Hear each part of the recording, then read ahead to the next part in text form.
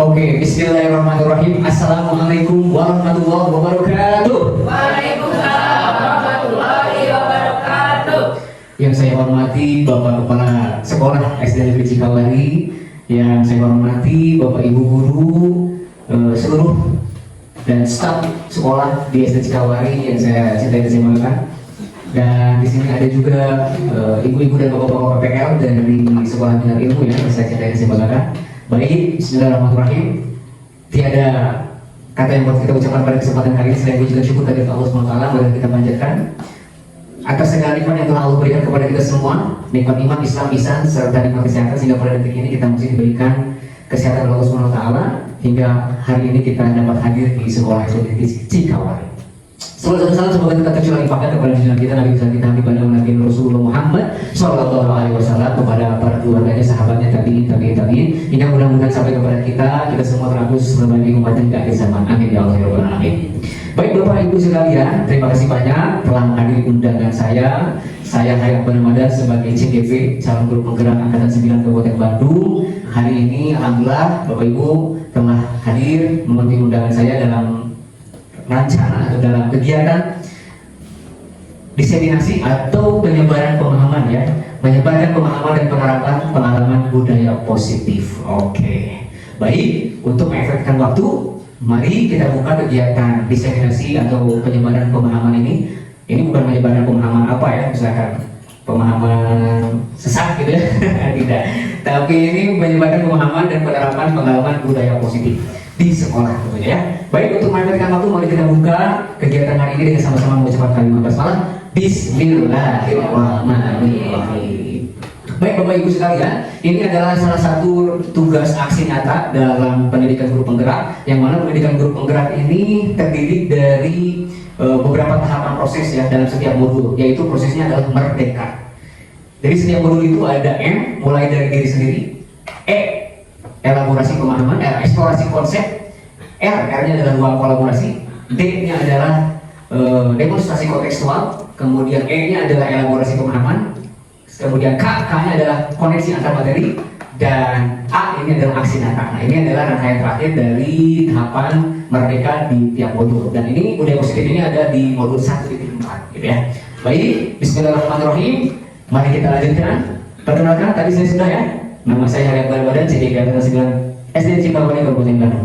Baik, ini dia konsep inti di dalam budaya positif. Ada 8 subtema, gitu ya. Yang pertama adalah perubahan paradigma belajar, yang kedua disiplin positif, yang ketiga nilai-nilai kebajikan, kemudian yang keempat kebutuhan dasar manusia, yang kelima motivasi perilaku manusia, yang keenam posisi kontrol guru, yang ketujuh keyakinan kelas, dan yang terakhir adalah segitiga restitusi. Semuanya akan kita bahas secara ringkas, secara singkat, tapi ada juga beberapa tema yang akan kita bahas secara mendalam. Baik, apakah ini semua? Bagaimana definisinya? Mari kita bahas sedikit-sedikit. Baik, Bapak Ibu sekalian, pembelajaran dengan paradigma baru, ini yang pertama. Pembelajaran dengan paradigma baru merupakan pembelajaran yang dirancang berdasarkan prinsip pembelajaran berdiferensiasi, sehingga peserta didik belajar sesuai dengan kebutuhannya berdasarkan tahapan perkembangan sesuai teori psikologi modern untuk mewujudkan profil pelajar Pancasila. Nah, di sini kita akan memiliki pertanyaan bagaimana pembelajaran berdiferensiasi.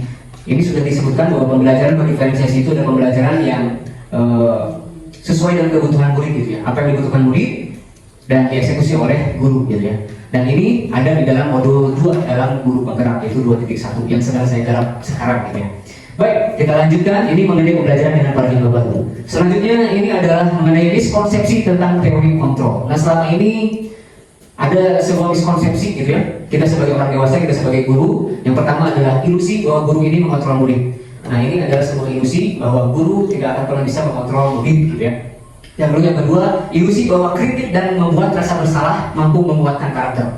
Nah, ini juga sebuah ilusi, sebuah miskonsepsi bahwa ketika kita membuat merasa bersalah siswa kita atau murid kita, itu sebetulnya tidak akan mampu menguatkan karakter siswa tersebut. Lalu kemudian ilusi bahwa semua penguatan positif efektif dan bermanfaat.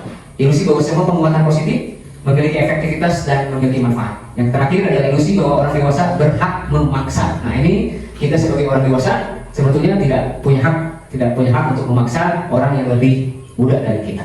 Selanjutnya, mengubah paradigma stimulus respon ke pendekatan teori kontrol. Nah ini kita bisa lihat baca bareng-bareng. Dulu yang kita pakai adalah stimulus respon dan sekarang yang kita akan gunakan adalah teori kontrol. Realitas kebutuhan kita sama dalam stimulus respon. Dalam teori kontrol, realitas kebutuhan kita berbeda. Lalu kemudian semua orang melihat hal yang sama. Dalam teori kontrol, setiap orang memiliki gambaran berbeda. Lalu kemudian kita mencoba mengubah orang agar berpandangan sama dengan kita. Tapi dalam teori kontrol, kita berusaha memahami pandangan orang lain tentang dunia. Lalu kemudian perilaku buruk dilihat sebagai suatu kesalahan. Namun dalam teori kontrol, semua perilaku baik atau buruk itu memiliki tujuan. Lalu kemudian dalam stimulus respon, orang lain bisa mengontrol saya. Kemudian dalam teori kontrol, hanya kita yang bisa mengontrol diri kita sendiri. Lalu kemudian dalam stimulus respon, saya bisa mengontrol orang lain.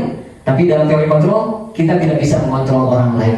Kemudian dalam stimulus respon selanjutnya, pemaksaan ada pada saat rujukan gagal. Tapi dalam teori kontrol, kolaborasi dan konsensus menciptakan pilihan-pilihan baru. Terakhir, dalam stimulus respon, model berpikirnya adalah menang kalah. Tapi dalam teori kontrol, model berpikirnya adalah menang-menang. Itu yang win-win solution.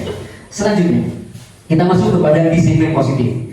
Disiplin positif ini adalah berasal dari kata disiplina yang artinya belajar. Disiplin mengacu pada disiplin diri yang memiliki tanggung jawab terhadap apa yang dilakukannya berdasarkan nilai-nilai yang diyakini.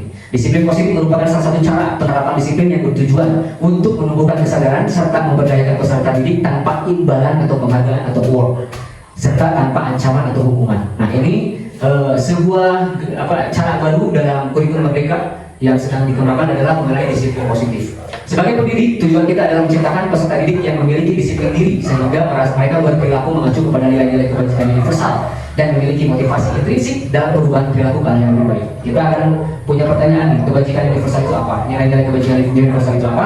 Motivasi intrinsik itu apa? Oke. Menarik ya, kita lanjut. Nilai-nilai kebajikan universal. Nah, nilai-nilai kebajikan adalah nilai yang disepakati bersama, terlepas dari suku, bangsa, agama, bahasa maupun latar belakangnya. Contoh-contoh nilai kebajikan universal yang ada dalam suatu institusi atau organisasi. Misalkan dalam profil pelajar Pancasila yang sudah kita kenal, gitu ya, ada 6 profil pelajar Pancasila, yaitu beriman dan bertakwa kepada Tuhan Yang Maha Esa, dan berakhlak mulia, berkebinekaan global, gotong royong, mandiri, kreatif, dan bernalar kritis. Gitu ya. Ini adalah bagian dari nilai-nilai kebajikan. Kemudian apabila dalam IB program years, primary years program PYP ini kalau di dekat kita sih ditulis betul ya, pakai ID PYP ini terdapat 12 student profile atau 12 profil siswa gitu ya. Nah ini diantaranya toleransi, rasa hormat, sampai komitmen. Lalu dalam organisasi keterampilan hidup atau life skill ini juga memiliki nilai kebajikan. Jadi seperti itu adalah termasuk nilai kebajikan yang sedang kita garap profil pelajar Pancasila. Yang pertama beriman gitu ya. Oke lanjut. Oke, baik, kita lanjut ke tema selanjutnya yaitu kebutuhan dasar manusia. Nah, ini juga penting ya. Kita sebagai manusia semuanya tentu memiliki kebutuhan dasar. Kebutuhan dasar manusia segala sesuatu yang kita lakukan untuk mendapatkan apa yang kita inginkan. Seluruh tindakan yang kita miliki memiliki tujuan tertentu, dan semua usaha terbaik yang kita lakukan adalah dalam rangka agar kebutuhan dasar kita terpenuhi dengan baik. Apa saja kebutuhan dasar manusia? Ada berapa? Mau tebak? Ada yang mau tebak? Ada berapa? 5? Kita cek. Oke, ini dia 5 kebutuhan dasar manusia ya. Yang pertama adalah kebutuhan untuk bertahan hidup. Di antaranya adalah kebutuhan akan makanan. Di sini ada makanan. Oke. Lalu kemudian kebutuhan akan pakaian. Semua pakai pakaian ya. Mana mungkin kita setiap keluar rumah tanpa pakaian ya. Kemudian kebutuhan akan tempat tinggal, rumah, gitu ya, keamanan dan kesehatan. Selanjutnya kebutuhan akan kasih sayang dan rasa diterima. Rasa diterima, dipedulikan, berbagi, kerjasama menjadi bagian dalam kelompok. Lalu kemudian kebutuhan dasar yang ketiga adalah penguasaan. Harga diri, keinginan untuk dianggap, penguasaan untuk memimpin, berprestasi, diakui dan didengar. Selanjutnya adalah kebutuhan kebebasan. Mandiri, memiliki pilihan, mencoba hal baru, mampu mengendalikan arah dirinya. Dan terakhir adalah kebutuhan akan kesenangan, yaitu bermain, humor, antusiasme, tertawa, hahi, dan lain sebagainya. Nah ini adalah bagian dari kebutuhan manusia. Makanya jangan kita berseri, karena sesungguhnya kita semua terlahir ke dunia atas orang tua kita yang bersenang-senang pada saat dulu di kamar pengantin. Oke, maka kita harus bersenang-senang juga di alam dunia. Selanjutnya ada motivasi perilaku manusia. Oke, ini Bapak Ibu. Terdapat 3 motivasi perilaku manusia nih. Nah, ini ada 3. Yang pertama adalah untuk menghindari ketidaknyamanan atau hukuman. Yang kedua adalah untuk mendapatkan imbalan atau penghargaan atau award dari orang lain. Dan yang terakhir adalah untuk menjadi orang yang mereka inginkan dan menghargai diri sendiri dengan nilai-nilai yang mereka percaya. Kira-kira ini sudah ada ya di bawahnya. Untuk menghindari ketidaknyamanan atau hukuman, ini merupakan motivasi dari luar ya, motivasi ekstrinsik gitu ya. Kalau anak misalkan melanggar anak-anak taat karena menghindari hukuman, takut dihukum sama Pak Sigit misalkan ya. Nah, itu adalah motivasi ekstrinsik, motivasi yang datang dari luar. Termasuk aku mau taat untuk mendapatkan penghargaan, untuk mendapatkan hadiah, itu bagian dari motivasi dorongan dari luar gitu, karena ada imbalan. Nah, yang terakhir adalah motivasi dalam diri kita, yaitu untuk menjadi orang yang mereka inginkan dan menghargai diri sendiri dengan nilai-nilai yang mereka percaya. Nah, ini adalah motivasi dalam diri kita masing-masing. Nah, ini yang sedang kita konsepkan, bagaimana siswa kita memiliki motivasi intrinsik dalam setiap perilakunya. Lanjut, kita masuk agak mulai ke hukuman, konsekuensi, dan institusi. Nah, ini biasanya akrab dengan kita ya sehari-hari di sekolah. Hukuman memiliki spesifikasi tidak terencana atau tiba-tiba. Murid tidak tahu apa yang akan terjadi atau tidak dilibatkan. Bersifat satu arah, berupa hukuman fisik atau psikis. Misalkan ada yang melanggar nggak pakai atribut lengkap misalkan ya. Silakan kamu harus hormat ke bendera selama 30 menit. Nah, itu ada hukuman gitu ya, secara mendadak. Dan lain sebagainya gitu ya, tanpa kesepakatan gitu ya. Selanjutnya konsekuensi adalah terencana dan disepakati. Murid tetap dibuat tidak nyaman, sehingga guru selalu memonitor murid. Nah, konsekuensi biasanya sebelum saya mengikuti PCPG, SCP, ini saya selalu menerapkan konsekuensi ya, selalu kesepakatan. Kalau melanggar, kemana nih? Apa konsekuensinya? Harus ini, harus ini. Nah, gitu ya. Dan ini adalah posisinya guru selalu memonitor murid. Misalkan, Rudi, kamu sekarang, Waalaikumsalam, silakan simpan di situ ya. Oke. Bentar, saya dulu. Oke, terima kasih, ini sponsor dari Hani es campur. Makasih ya. Nanti dijajah ke sana gitu ya. Oke. Baik, kita lanjut. Konsekuensi biasanya memonitor murid ya. Biasanya kalau ada kesalahan, kamu sudah melakukan kesalahan, apa konsekuensinya? Oh siapa? Konsekuensinya adalah aku misalkan harus bersih-bersih lantai Selasa. Oh silahkan kamu kerjakan. Nah, itu konsekuensi. Tapi tetap membuat para murid merasa bersalah. Restitusi. Nah, ini adalah istilah baru yang saya dapat di program guru penggerak ya, yaitu proses menciptakan kondisi bagi murid untuk memperbaiki kesalahan dan proses kolaborasi yang mengajarkan murid untuk mencari solusi terbaik secara sendiri gitu ya. Restitusi. Jadi apa nih? Kita yang harus mengharapkan apa nih di sekolah, hubungan konsekuensi atau restitusi? Restitusi ya. Nah, sebelum mengenal restitusi, kita akrab dengan hukuman dan konsekuensi, betul ya. Saya juga menyadari banyak melakukan hukuman dan konsekuensi kepada anak-anak. Selanjutnya, nah kita masuk ke posisi kontrol seorang guru. Terdapat di sini ada berapa Bapak Ibu posisi kontrol? Ada 5 posisi kontrol seorang guru. Yang pertama adalah posisi kontrol sebagai penghukum, yang kedua membuat merasa bersalah, yang ketiga sebagai teman, yang keempat pemantau, dan yang kelima sebagai manajer. Di antara 5 posisi kontrol tersebut, sebaiknya seseorang guru memiliki posisi kontrol sebagai manajer. Apa aja? Bagaimana ini ciri-cirinya penghukum, pembuat merasa bersalah, sebagai teman, pemantau, dan manajer? Kita cek selanjutnya. Contoh penerapan 5 posisi kontrol guru. Kasus siswa tidak memakai atribut lengkap saat upacara bendera. Posisi penghukum biasanya ada kalimatnya seperti ini. Kamu tidak memakai atribut lengkap saat upacara bendera. Kamu harus hormat kepada bendera selama 30 menit setelah upacara selesai. Itu adalah penghukum. Ya. Misalkan kamu harus mengelilingi lapangan selama 10 kali karena kamu tidak meminta izin untuk keluar kelas atau karena melanggar gitu ya. Itu adalah penghukum. Lalu kemudian posisi kontrol membuat merasa bersalah. Kalimatnya seperti ini. Berapa kali ibu atau bapak harus memberitahu kamu selalu saja mengecewakan ibu. Nah, itu adalah membuat merasa bersalah bagi anak-anaknya. Ketika anak-anak mendengar kalimat itu, si anak-anak pasti merasa bersalah. Lalu selanjutnya posisi kontrol sebagai teman. Contoh kalimatnya adalah seperti ini. Ayo dong, ikuti aturan sekolah, tolong bantu ibu ya. Sekali ini aja.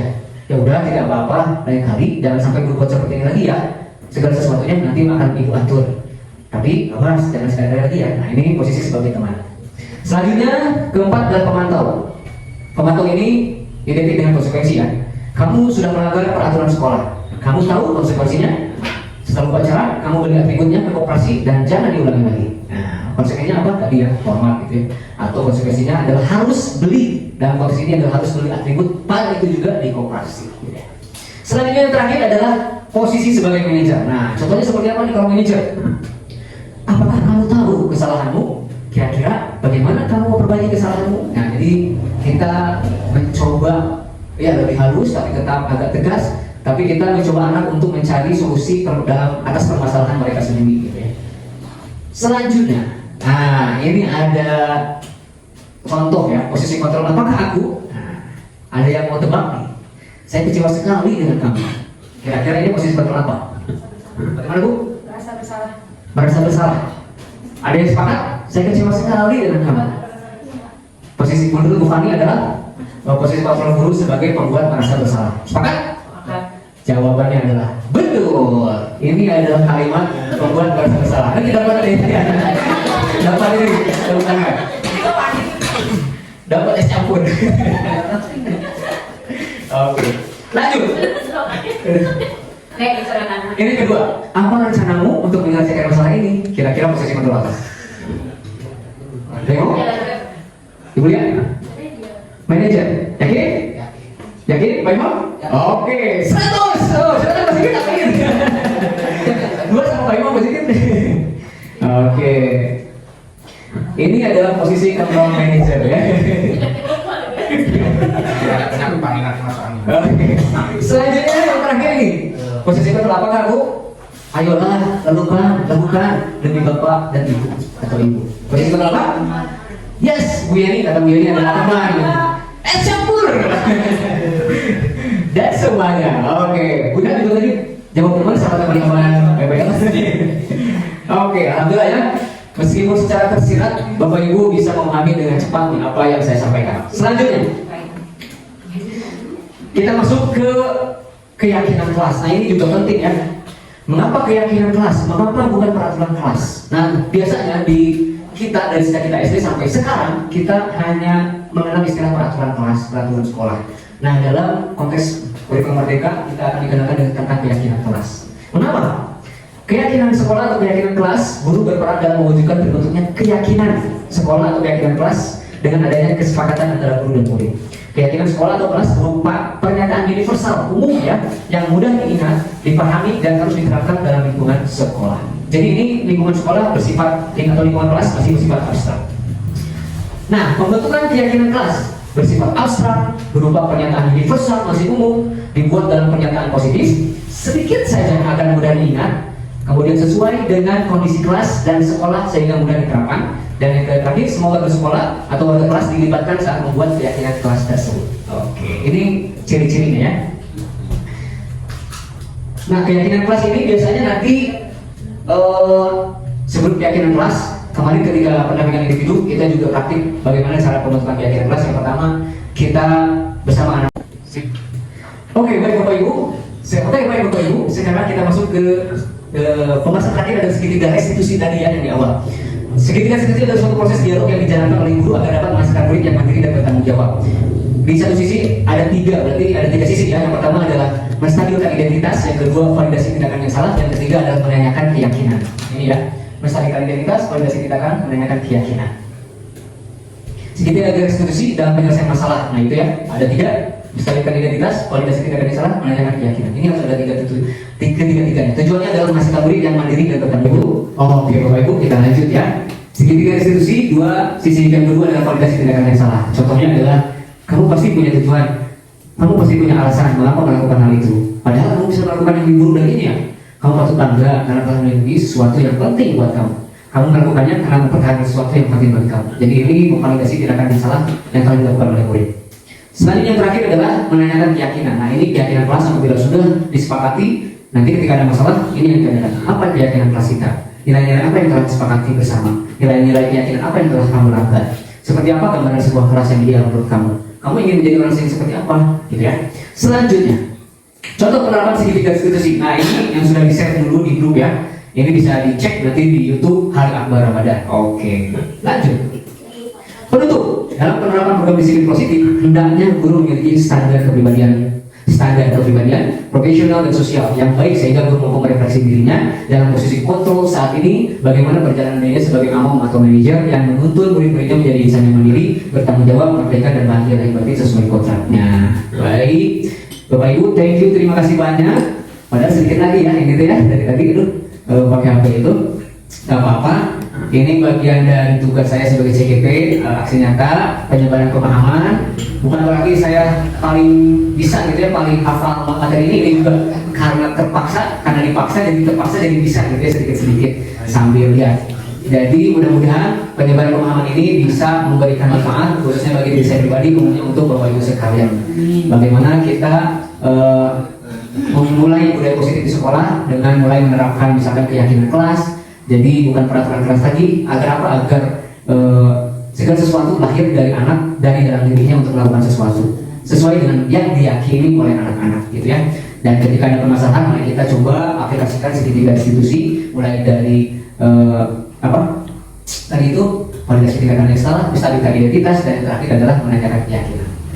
Kalau ingin lebih jelas, boleh dicek di YouTube Hai Akbar Ramadan, like, comment, share, and subscribe. Baik, terima kasih. Ada pertanyaan sebelum kita selesai?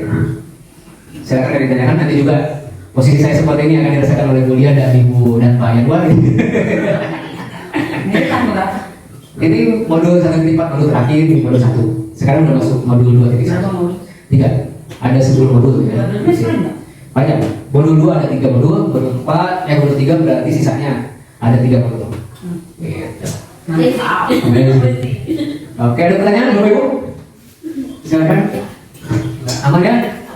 Cukup. Mudah-mudahan kita bisa aplikasikan sedikit demi sedikit. Ya, namanya juga perubahan dari kurikulum merdeka, paradigma baru dan sebagainya. Mudah-mudahan kita semua bisa menjadi among manajer bagi anak-anak kita dan menuntun anak-anak kita menemukan kebahagiaan lahir batin sesuai kodratnya, baik itu kodrat alam maupun kodrat zaman. Amin ya rabbal alamin.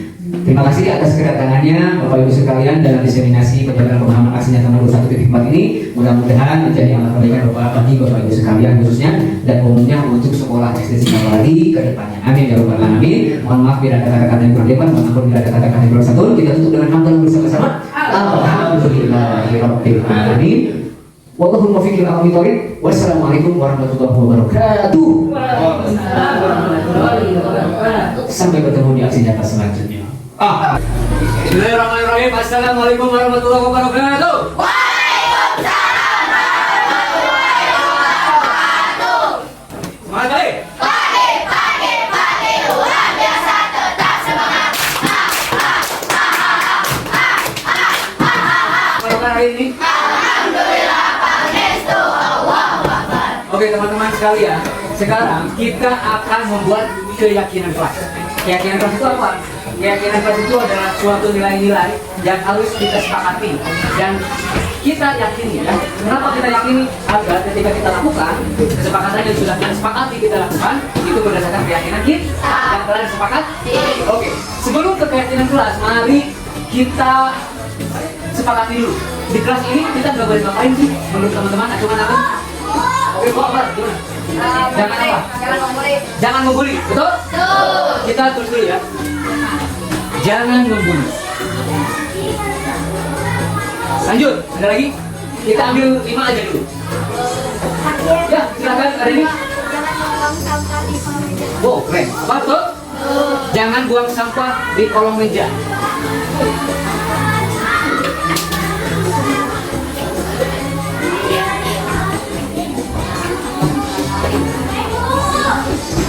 Lanjut, yang ketiga.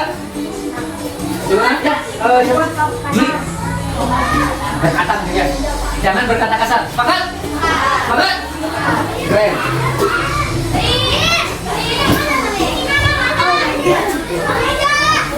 Oke, kita cukupkan 3 aja dulu ya. Kalimat negatif. Ini dikatakan kalimat negatif. Kenapa? Karena ada kata jangan.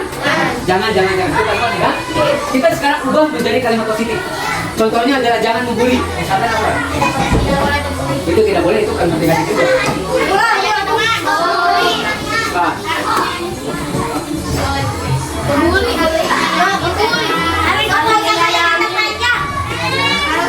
Berkata yang baik atau respect.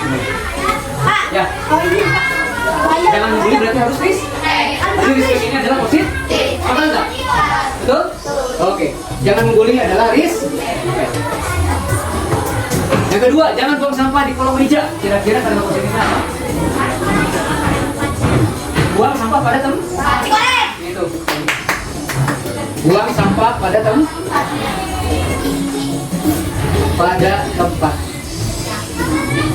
Yang ketiga, jangan berkata kasar. Kira-kira apa yang positif? Itu nanti kalimat negatif. Kalimat positifnya apa? Apa? Harus berkata baik, betul? Atau berapa kali ya? Berkata baik. Oke, kalimat positifnya sudah dapat nih. Sekarang kita cari keyakinan kelasnya. Kira-kira respect ini, keyakinan kelas itu bersifat abstrak ya, universal.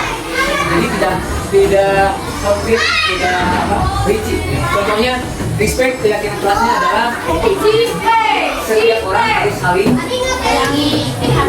menghargai dan menyayangi, ya, gitu ya. Keyakinan di kelas yang pertama adalah setiap murid saling menyayangi. Oke? Yang kedua, keyakinan kelas yang kedua, buang sampah di tempatnya. Kira-kira keyakinan kelasnya apa? Bagus, itu tadi. Menjaga kebersihan lingkungan. Itu keyakinan kelasnya. Menjaga kebersihan lingkungan. Yang terakhir keyakinan kelasnya apa? Jangan berkata baik. Oke. Saling menjaga sikap antarmu. Boleh ya. Saling menjaga sikap baik ya sesama murid. Oke, ini dia 3 keyakinan kelas yang harus kita sepakati ya. 1, baca bareng-bareng. Setiap murid saling menyayangi, 2, menjaga kebersihan lingkungan, 3, saling menjaga sikap baik sesama murid. sepakat semua? Sepakat dengan keyakinan kelas ini? Siap? Simpan di hati? Simpan di hati? Sepakat semua? Angkat tangannya seperti ini. Deal? Oke? Nanti Pak Arya siapkan. Oke, nanti Pak Arya siapkan kertas, tanda tangan sama kalian. Oke? Terima kasih. Keyakinan kelas kita sudah dibuat. Kita amalkan. Ketika kalian mau berbuat kesalahan, ingat, bukan karena takut hukuman, tapi ada membuat salah sama Edi, Kak. nah, gimana caranya? Dan itu sudah menangkap keyakinan kelas. Seharusnya bagaimana? Apa yang bisa kamu selesaikan permasalahan ini? Ya? Oke? Kita tutup dengan hangga bersama-sama.